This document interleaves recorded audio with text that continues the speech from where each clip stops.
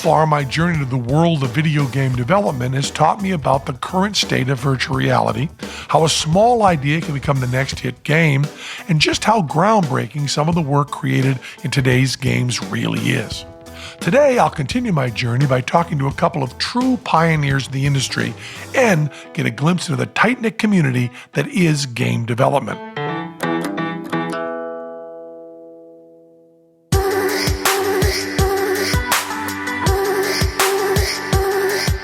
Going behind the scenes with Nintendo and getting an education on their rich history was a real thrill.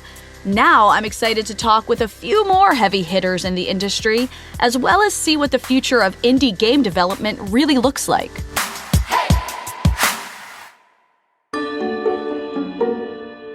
What is the science of game design and gameplay itself?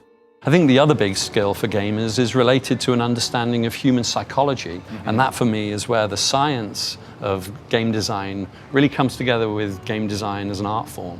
I did a study where I looked specifically at people who had fallen in love in these online games, EverQuest, World of Warcraft, then are in a physical relationship offline. They've gotten married or now they're officially boyfriend, girlfriend. They've met face to face.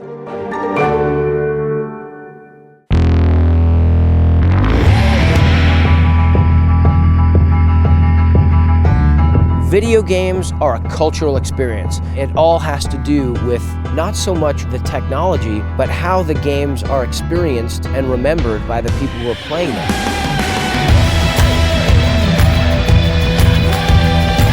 Madison Square Garden sold out because of video games. We've grown to over 67 million players every single month.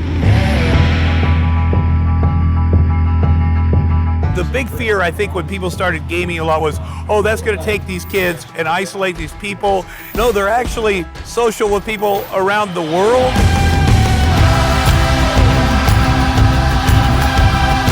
The goal in virtual reality is to represent the virtual cameras exactly as your eyes would be in the real world. This is the first time I've understood.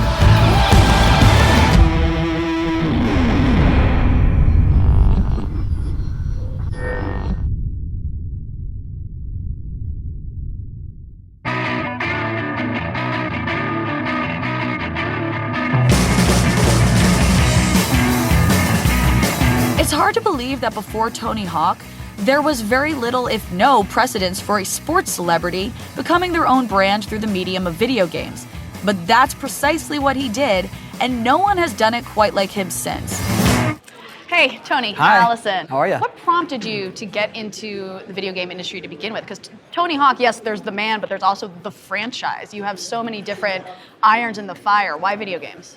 I played video games as a kid. I mean, I was right there in the arcade games. I had ColecoVision, I played Pac-Man, I played Missile Command, you know. Man, you're old school. And so when I got the opportunity to work on a skate video game, I dove in head first, and I wanted to be authentic. I wanted to represent skateboarding well, represent the lifestyle, the music, the looks, the fashion, the motion, everything. You do so much for the skate community. Have you had experiences where fans have come up to you and been like, the game is what I needed it to be? Maybe not in those exact words, right. but definitely people who were inspired to start skating because of the game, and people who said it defined their musical tastes. I can't believe the influence it had, for sure. You played video games since you were a kid, but now you're a father and your kids play them as well, Yeah. right? Yes. And your son's actually in this game? Yeah, my oldest son. How did that come about? Well, he's a pro skater, and he's got his own following, and he's making his own way in skating. And the request didn't come from me. The request came from the fans of the game and the developers. And when I asked him, I thought he wouldn't want to do it because I don't think he wants to be associated with everything that I do. Right. And he immediately said yes, and off we went. I mean, let's be honest. I feel like it's every kid's dream to eventually be in a video game, right? Don't Maybe we not all their want to dad's be video game? game. That's true. So since you've been playing video games as a kid, is this almost like a dream come true for you? I hesitate to say dream come true because you just couldn't dream this when I started skating. Oh. To be successful in skating meant that you got free gear, right. pretty much, and maybe your picture in a magazine. And right. and once you got out of high school, you had to find a job. So, we're creating the dream. That's what it is, and this is amazing. I can't believe I still get to skate for a living. I can't believe I get to do video games again. It's like all this is a dream. Yes. That's incredible. Yeah.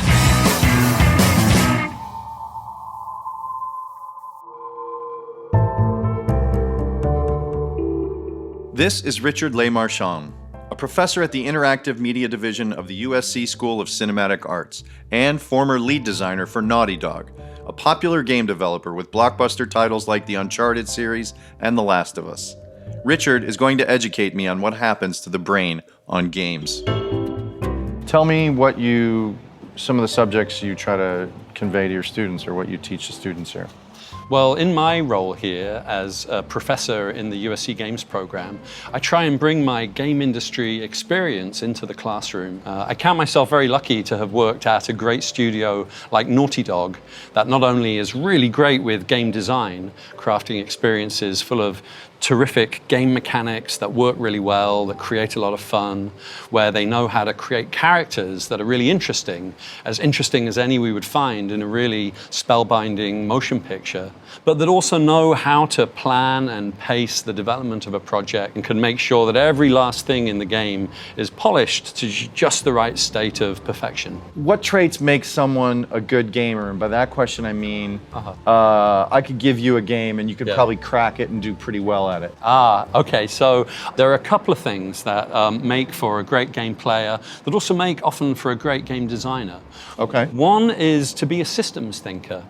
Games very often are systems of logical relationships as embodied in the rules of the game, quite often that govern the flow of resources around the game, the way that we might find some treasure that turns into money that we can then use to buy equipment that gains us experience points. I think the other big skill for gamers is related to an understanding of human psychology, and that for me is where the science of game design really comes together with game design as an art form. The science of gaming, both making and playing, goes well beyond its technology. Behind the beautiful artwork, detailed characters, and shiny world, every good game is a construct of systems, mechanisms, and rules. Systems that can start simple and get complex very quickly. Thus, people who are good systems thinkers are typically good at playing and making games. Some excel at mathematics, some with language, some with music, while others might understand how people are going to feel about something. But what all good game designers have in common is a deeper understanding of human psychology. You just can't make a good game these days without it. And I think that increasingly game players are really appreciative of this kind of psychological stuff as well. Yeah. Do video games encourage socialization or do they isolate us? I think that by and large, games are overwhelmingly social in their character. Yeah. At the end of the day, of course, a video game is an encounter between the player and the game's designer, at the very least. Right. Even in a single-player game, there's a communication that's happening there. Right. Increasingly, games that we play on the internet connect people together in large groups, potentially across thousands of miles. Yeah. As someone who lives in California but is from the UK, I love to get online and play games with my friends back in England. Yeah. And that's a time when video games bring us together socially. I believe that in the 18th century, there was widespread concern that the novel was very unhealthy for people. It made them socially isolated as we kind of turned into these imaginary worlds and away from each other. I think that's maybe analogous to the concern that some people have about certain kinds of single-player video games. Great interview. Thanks so much, Matt. In the early days, game development was highly technical and highly creative. And what we discovered early on was what you needed to be a game developer were combination left brain, right brain skills. You had to be able to think creatively and artistically, but also highly technically. You know, there's a number of traits. One we always say is you have to have a very short-term memory, because once you finish a game and it's finally out, if you could remember how hard that was to do, you would never do another game. So you have to have the ability to immediately forget the horror and start over. This is Todd Hollinshead, who during his 17-year tenure as president of id Software oversaw the development of some of the world's most influential video games. Do you think this might be your career? I wanted to follow in my dad's footsteps. He sold furniture. So that was, I just looked up to that and I was like, well, I want to sell furniture too. And so you went to college To sell furniture or just to get a business degree? I got a business degree, so I went to North Texas, got 2 degrees in accounting, but I went to go work for one of the public accounting firms, and id Software was a client of ours. Really? Yeah, so we were kind of going in and straightening up the business records for them, and they ended up offering me a job, and how can you turn that down? They offered an accountant and a job as a designer? Well, as a CEO, so I went in. I'm sorry. Except that's never happened in history. Well, that's what all my accounting friends said, I'm right? a little Like, shocked. how did you get this? Was that part of your plan? It was after I realized who I was working with, because I had started playing id games, Wolfenstein, before they were a client of mine, and literally was so addicted to it. And then about 6 months later, these guys show up as a client of mine. So I was already hooked. So, you're Was a fan. You're an accountant in the Beatles show. Yeah, that's right, pretty much. How'd you get from Wolfenstein to Doom and Quake? The original idea was we wanted to make Space Marine and Aliens. The movie had come out, so it was like, oh, well, let's do a version of Aliens, and we'll do a video game for Aliens. But none of the media companies wanted to have anything to do with video games, and Because you're rock and roll. Well, they always hate rock and roll. Whatever right. they call it. What do they call it? Comic books, or, What do they call it? Jazz. They always hate rock and roll. Now, Wolfenstein gave us the first-person shooter. That's the grandfather that started it all. Yeah. Then id continued to do first-person shooters. While the first-person shooter, or FPS genre, can be traced back as far as the early 1970s, it wasn't until the creation of 1992's Wolfenstein 3D that the FPS really hit its stride. Released by Dallas, Texas-based developers John Carmack, John Romero, and their startup studio id Software, Wolfenstein led to the 1993 mega hit Doom, which is widely credited as the true birthplace of the modern shooter. Doom was so popular, in fact, that for years, any FPS game that followed was simply called a Doom clone. Later, popular titles like Half-Life made their mark by adding puzzle elements and a narrative story to the genre, while a fan-favorite mod, Counter-Strike, continued what Quake and Doom started with the competitive shooter scene. 1997's GoldenEye for the Nintendo 64 became the first successful FPS for home consoles, while Microsoft's Xbox launch title Halo heightened the genre even further with its commercial and critical success. Modern titles like Call of Duty, Battlefield, and so many more continue the legacy of the FPS, and it's no surprise that the shooter is now the most commercially viable and successful genre in the entire games industry. What did it feel like then, creating Doom? People were still asking what kind of game it was, and now it's, everybody knows, first-person shooter, it's Halo, it's Call of Duty, it's Destiny, it's Doom, it's Half-Life, it's all, but having to explain what a first-person shooter was, that's an experience that you don't have anymore. Explain it. So for us, for id, the essence of the first-person shooter is we wanted to be, as kids, our imagination, we wanted to be heroes. And the world was dark, and I think a lot of people got the perception that all the minds at id are dark, they're kind of the anti-hero, but in all the games, you're always the guy that saved the world. In Doom, it was demons and satanic imagery all the way around, everywhere around you, but you were the hero that saved, you were fighting the demons. In Wolfenstein, you were BJ Blazkowicz, you were fighting the evil Nazis. In Quake, it was, another different sort of evil that we'd invented, but even then, you're saving the universe from the bad guys. The fact that you have to do it with sort of extreme prejudice was just part of the game.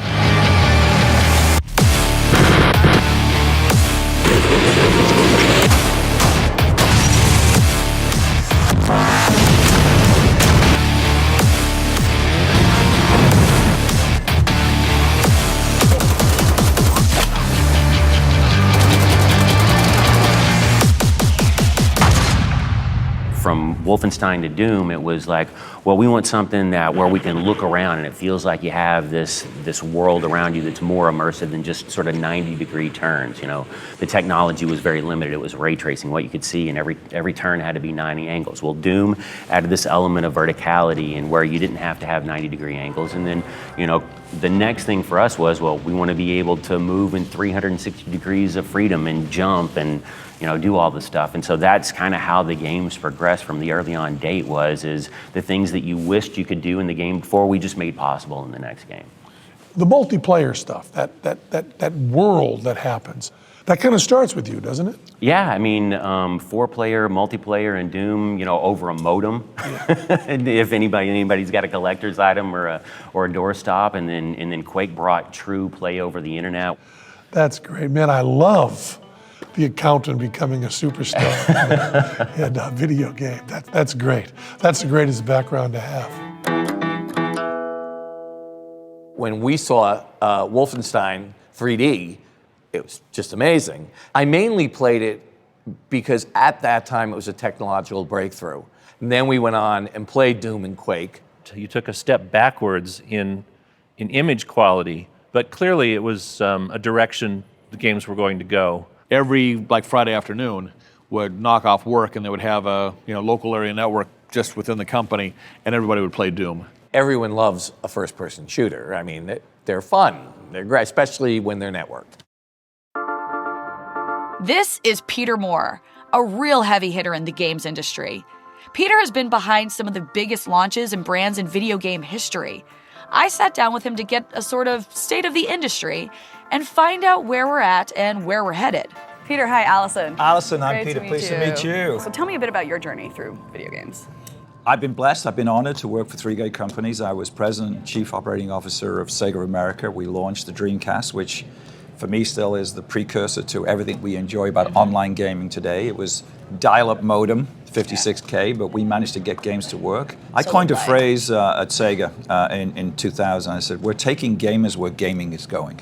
And it was going online, it was going connected, it was about sharing experiences. And we forget that it used to be, social play used to be you and somebody else who was sat next to you on the couch playing co-op or split screen. I then moved on for a fabulous 4.5 years to Microsoft to launch and manage the Xbox business, and primarily the Xbox 360, but also Xbox Live. I just got into Xbox Live. Now my gamer tag, my online ID is Dark Master. I mean, I'm not one of those game guys that gets totally absorbed, Taste it! Yeah. Oh, you like that, do you? Watch me go. Oh yeah, everybody goes down.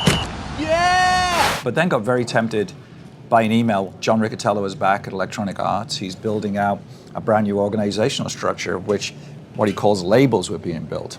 And you add my Reebok career and my video game career, and you have a title called President of EA Sports, and that was all she wrote. Made a lot of sense. So EA has been around for ages. 35 years. 35 years. Wow, that's incredible. And you guys have survived various economic climates. Yeah. What do you think EA does to surpass that? It's a great company with great people that's resilient, that has a strategy, that has all of the experience of living through cycles and generations and making sure we're always looking ahead. Not only that, but also diversifying different platforms. Mobile is a big deal for us now. We've also been very good at having the right license property at the right time, whether it's our sports licenses, whether in the old days it'd be James Bond or Harry Potter or Lord of the Rings, and now Star Wars. Prevent the walkers from reaching the space.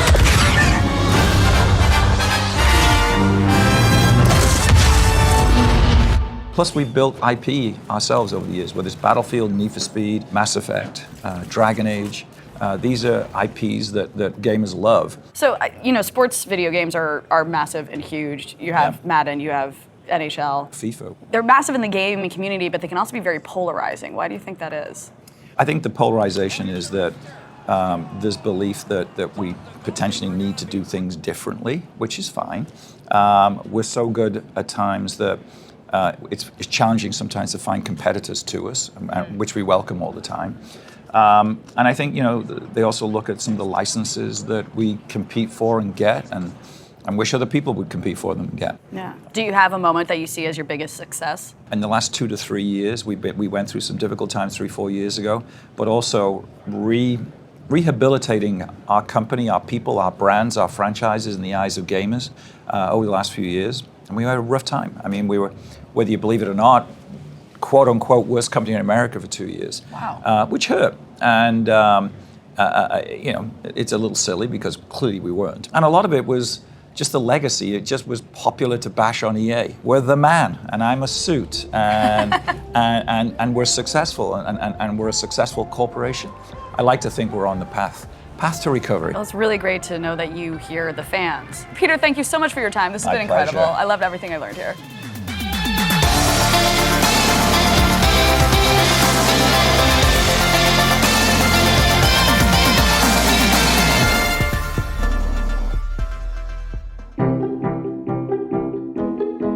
Dr. Nick Yee is a behavioral research scientist specializing in virtual worlds. He sat down with me to talk about his Daedalus project, a multi-year research effort whose goal was to uncover the scientific patterns in gaming. So my first question for you is, tell me about this Daedalus project. So it was a project I started in my undergrad days, back in 99, 2000. EverQuest, the online role-playing game, had just come out. A lot of people were playing it, but very few people knew who was playing these games. What are they getting out of these massively multiplayer online role-playing games? And is there a genre that these games are called MMOs? So the reason why MMOs were called massively multiplayer was something you could have thousands of people online interacting in the same city, in the same forest, in the same zone at the same time. So that's why they were called MMOs. That's what the massively stood for. In these games, you can form guilds, player organizations of hundreds of people. So I used online surveys and asked thousands of online gamers, who are you? Why do you play these games? Have you fallen in love? Do you play with your children? And so there were a lot of statistical findings, there were a lot of stories of people who met their husband or wives online and what that was like. And so a lot of stories and a lot of narratives around it as well. And what were your findings after you kind of analyzed the data? At that point, people were still stuck with the assumption that gamers were teenagers who didn't have anything better to do. So it turns out that people who spend a lot of time in EverQuest, their average age was around 30. Oh, wow. The other thing we looked at was when there was a lot of news around people getting addicted to these online games and how it was a negative influence, there was also this assumption that these are all loners and video games isolate you, basically. Right. So one of the things I started asking people was, well, who are the people you regularly play with?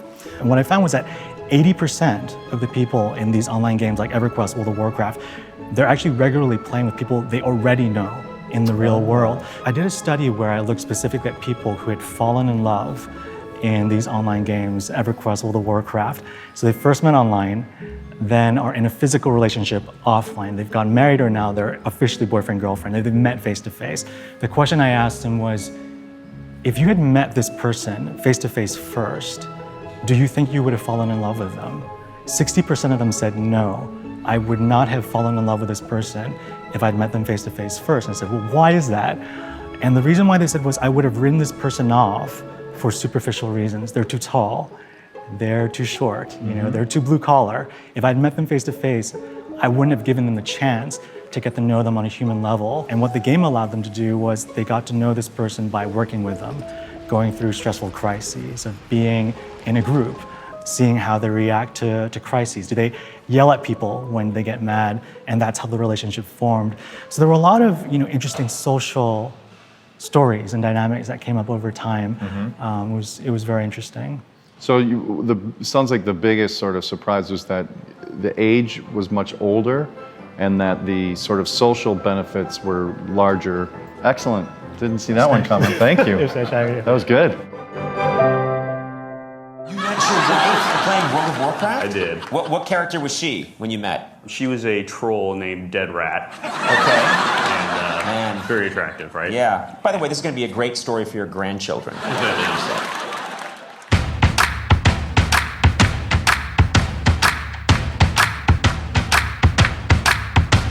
This is Vince Zampella, the creator of Titanfall and a lead designer of the Call of Duty franchise.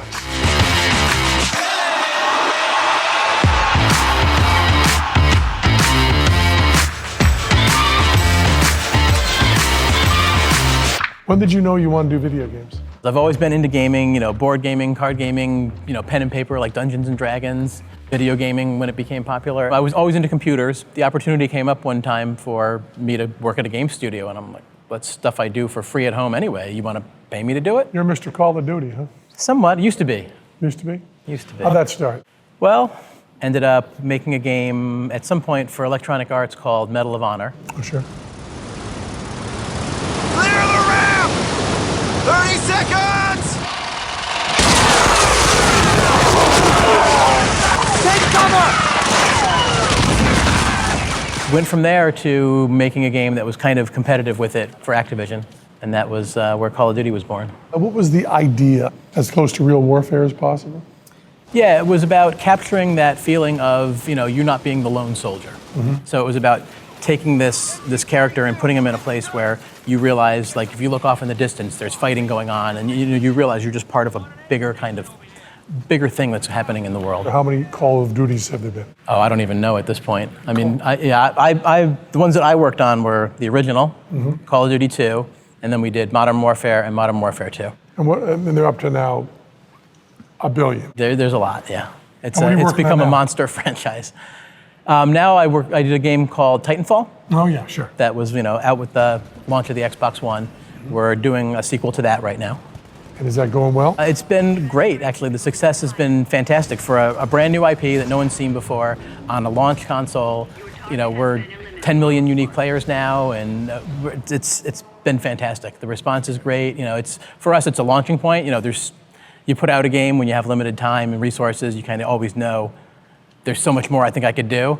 So we're real excited to get the next one out, just to kind of take it to the next level. What's the biggest accomplishment if you wanted to brag on yourself? I mean, I would say there's a lot of people in the team right now at Respawn that we've worked together for, 15, 16 years. So that to me is a better accomplishment. It's about that, like-minded people getting together to do something that they love, that they can put their heart into. Like that to me, the games are great too. I mean, don't get me wrong. It's great to know, like when we talk to somebody on the street, what do you do? Oh, I make video games. Oh, I don't really play those. Call of Duty? Well, of course I know Call of Duty. Like, it's a household name. Like, how are you not excited about something like that? Yes, and I have spent some time defending Call of Duty, by the way. Call of Duty is the most popular game there is. Everyone's playing it, so of course bad people are going to play it too. Yeah. To try to blame Shakespeare and the violence in Shakespeare and the violence in art for violence that happens in the real world is something that's been tried for years and is always wrong. People must take responsibility. We must stop blaming society and actually blame the perpetrator. Anything someone bad does, they're going to have played Call of Duty. And it just seems they can't understand that. When the team that you're working with, what do they come to you for? What is it that you're the best at? I mean, we have a great team. Everyone's an expert kind of in their individual field, but it's more about that dynamic. It's about how does everything fit together in a bigger picture. And the problems arise. Are you the bigger picture guy? I am. You're the kind of the boss that gets everybody going. If things are going real well, my job's easy. It's never easy, but I imagine it would be if things are going perfectly. Well, the interesting thing about a game franchise is by simply saying this is, Call of Duty 27, you've already defined what the game is going to be. In the early 80s, we took pride in the fact that everything we did was original. Every game was new and unique, and I said, let's do a video game sequel.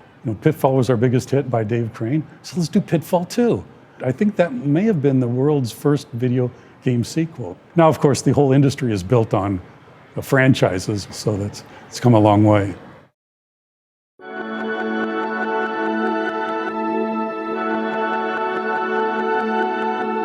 Stephanie Barish is the CEO of Indiecade, and I found out very quickly that she is very passionate about indie gaming.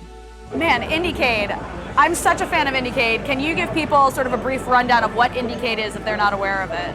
We are all about highlighting innovation in the game industry.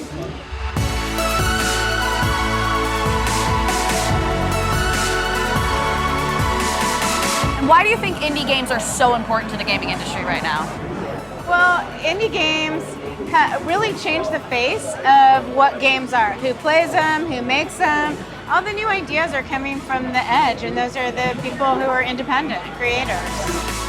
The term indie game developer can be defined as any individual or small team creating a video game without financial support from an outside source, such as a video game publisher or investor.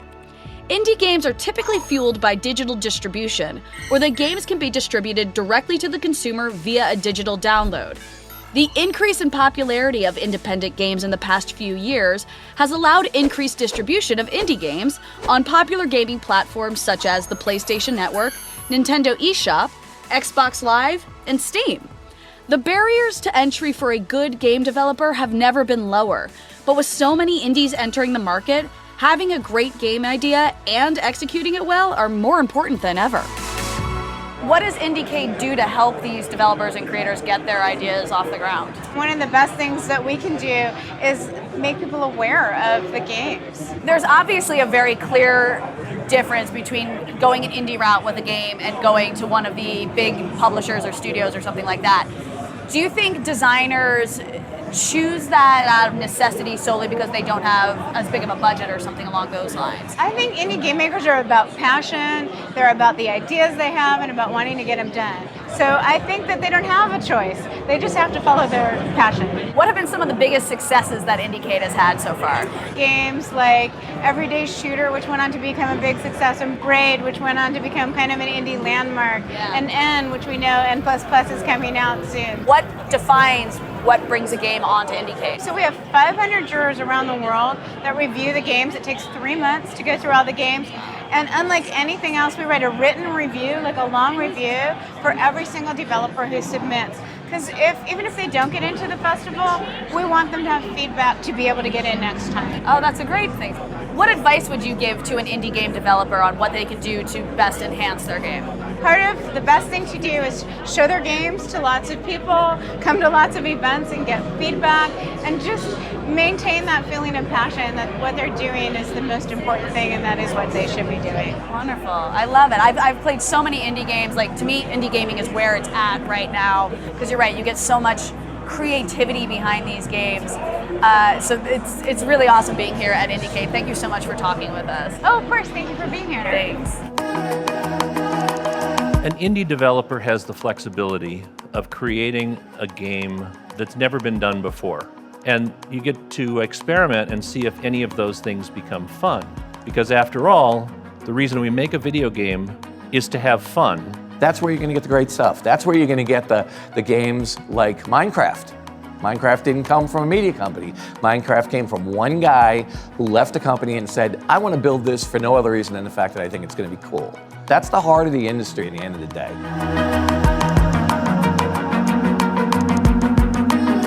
Brian Fargo is the president of In Exile Entertainment, an independent video game developer with a lot of success in crowdfunding. Not only does Brian have a rich history in gaming, he's innovating as a standalone developer, not tied to a big game publisher.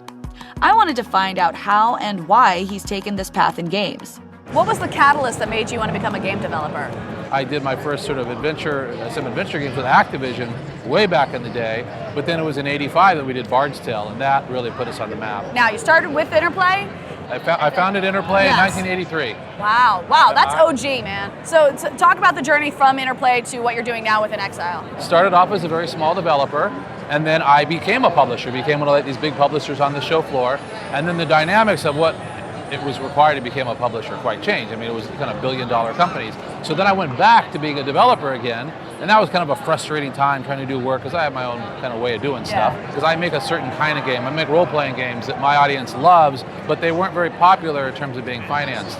So after years of struggling, I finally went to Kickstarter. So let's talk about these Kickstarter games, because it's pretty incredible that this is a very viable way for the industry to go. The fans want something, so they give you the money to make it. You think about what a trust system it is, right? I mean, here they are giving you the money up front and saying, we trust you. It's a big deal. And they really do help shape the game. When you hear the word crowdfunding or crowdsourcing, this is simply the process by which any aspiring artist, engineer, or downright ambitious person can pitch their ideas to the public and ask them to fund it by donating money in exchange for rewards and, in many cases, a copy of the product being pitched. Crowdfunding has opened up a whole new world of possibilities for independent game developers, and it's no surprise that some of the most successful crowdsourcing campaigns of all time are for, you guessed it, video games. For example, Star Citizen, a popular crowdfunded video game, is the most successful crowdsourced campaign of all time, raising over $100 million to date. It truly is a renaissance for indie game designers, and if you've got a good idea for a game and the passion to pitch it to the crowd, you might just get funded. Well, how do you feel about taking these old properties and redoing them for modern platforms? I actually enjoy it. It's kind of an intellectual challenge at the same time. It's funny, like the most popular question I get is, well, how are you going to, make it work for today's audiences? And you have to remember, I mostly only play modern games. So when I think about UI or gameplay, cadence, or any of the kind of things that are important today, that's kind of what I'm used to. So what you really reach down for is to find the core elements that made the first one fun, and then put all the niceties of modern day technology and interface. Game budgets are getting bigger and bigger. The studios are making more and more money. Yeah. But do you see a really viable option for these smaller games like Kickstarter, like Indiecade, like these indie games that are out there? They seem to be more prevalent as well. I'm more like the indies than I am like the the big publishers, and so because we have financing available, we have crowdfunding, and we also have digital distribution that's available to all of us, that we have a chance to get out there and get a game out there and own the intellectual property and treat it right and slowly start taking away from the audience of the big guys. Peering into the current state of the gaming industry, seeing how the medium is growing and evolving, while at the same time embracing what makes games so special at their core, has been refreshing and exciting. I can't wait to see what happens next.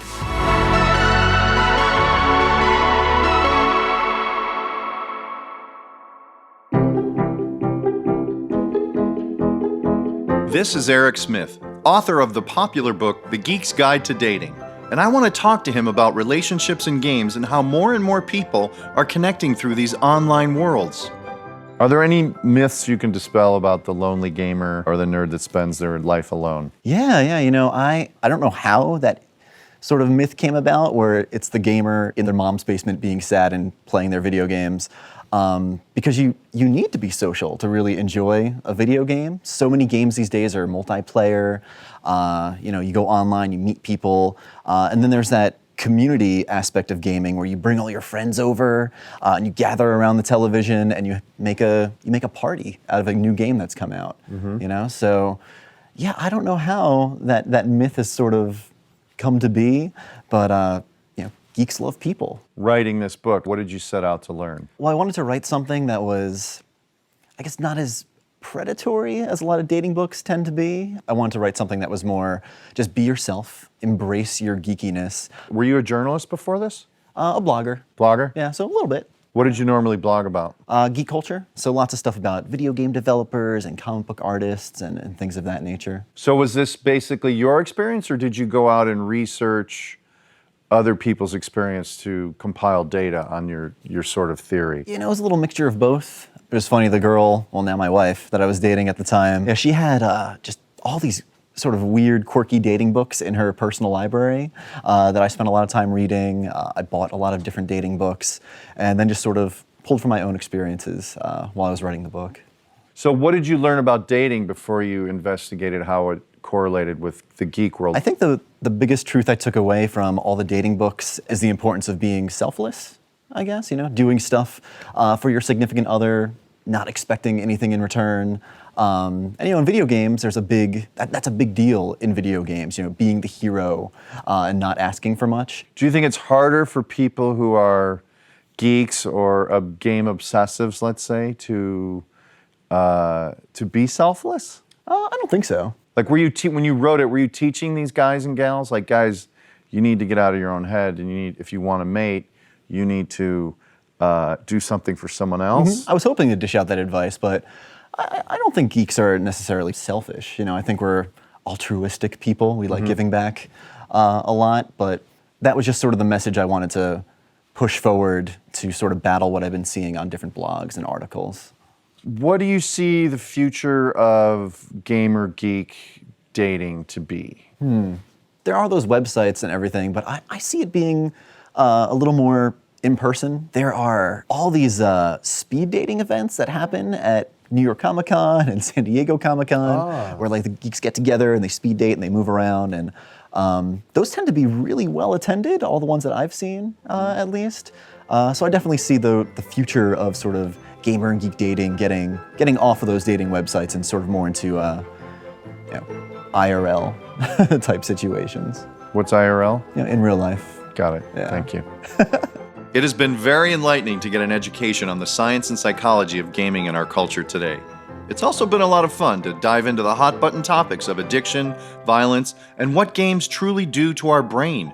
I'm looking forward to seeing how the medium and culture evolve in the coming years and how it will affect our everyday lives. There was a time when the term geek meant an introverted, technical geek who had no social skills. I think geek is now cool because of the omnipresent electronics. By being a geek, you are able to control this world around you that other people who aren't geeks are just kind of lost in. If you understand technology to a high degree, geek is probably a pretty good term for that. I don't mind being called a geek from that standpoint. After spending some time talking with gaming's top developers and hearing their personal stories of breaking into the industry, accomplishing lifelong dreams, and creating some of today's biggest video games, I wanted to get a sense of the community of these developers. So we took a trip to Randy and Christy Pitchford's home in Dallas, Texas, where this group of iconic creators gathered, and we heard from the better halves of these developers who shed some light on day-to-day life within their families and the development community as a whole. Randy and I met actually when I was in high school, and he had just graduated high school. At first we just started hanging out. I taught him how to tie-dye, and we went rock climbing together and played volleyball. But he was so refreshing. Now we're 26 years later, and so I don't know, I guess we still like each other. I met David in high school. We had an honors English class together, and that was the first time I met him. And we actually reconnected in college and started dating. So Randy had invited Cliff out to go play Borderlands 1. And Cliff's like, perfect time, Lauren's in Dallas area, Randy's in Dallas area, I'll go out and meet her. And that's kind of how we met, and we clicked on our first date. We just have such good connection through so many different areas, from gaming to, humor. We have so many wonderful friends in the game industry. We game a lot, and so, we talk about games, we think about games. Our whole house is games. All three of us are gaming constantly, on nearly a daily basis. I love the people, and I love the family feel of the gaming industry, being around the creativity and the events. Most of our friends that are in the game industry, we keep in contact with because we go to these events every year. We see them multiple times at like E3 or GDC or, PAX. You have a background in magic. Yeah, and I know you partially because of your table magic and walking around doing your stupid card tricks. Ladies and gentlemen, I'm going to make these cards invisible. I'm going to rub the ink right off these cards. So, I have a regular deck of 52 playing cards, and my hands are empty, everything's clean. Now watch this very closely. We're gonna rub the ink right off the cards. All I have to do is rub the ink with my hand, and the ink is gone. And every single card is blank, front and back.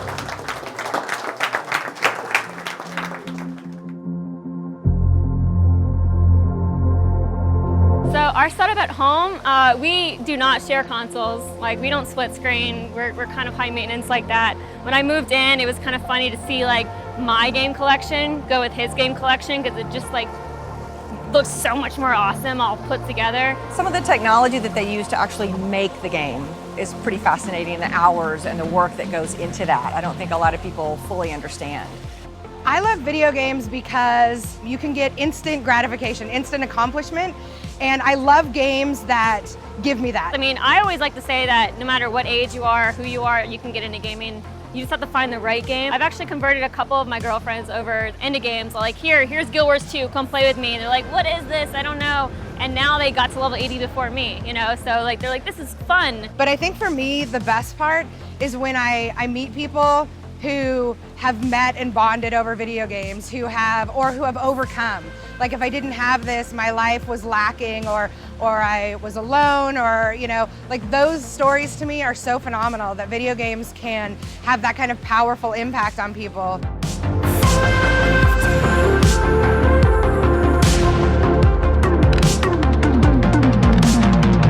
I've learned a lot in my gaming journey, from the state-of-the-art virtual reality, from what it really takes to make a modern video game to the behind-the-scenes business of game development.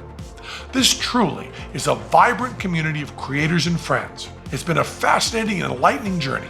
I now have a true appreciation for the art, business, and downright hard work of game development. It really is all an elaborate magic trick.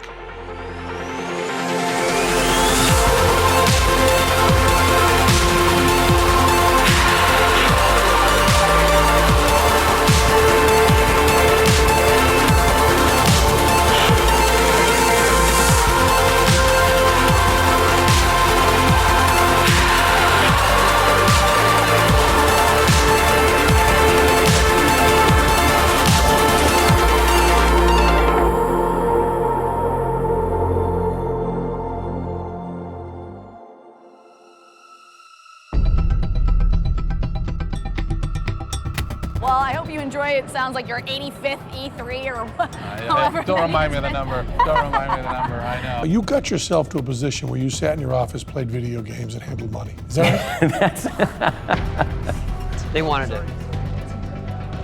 E3. There were always those kids, they'll be like, oh yeah, we're on the same team. But then they play like a one-player game, they just make you sit there, sort of watch. What's your game name? If you want to reveal it. One that I go by is Time Pirate. So Time Pirate? People can watch out for me out there. I'm a big fan of the movie Time Bandits. Love Time Bandits. I always let her pick the movie. Our Netflix and Amazon queue is lots of Real Housewives. Yep, type same with stuff my that wife. she loves, yeah. Same with my wife. But Alice is going to walk in, therefore I Yeah, have to stand up, so be ready for Oh, you're such a gentleman. Well, I can't sit down.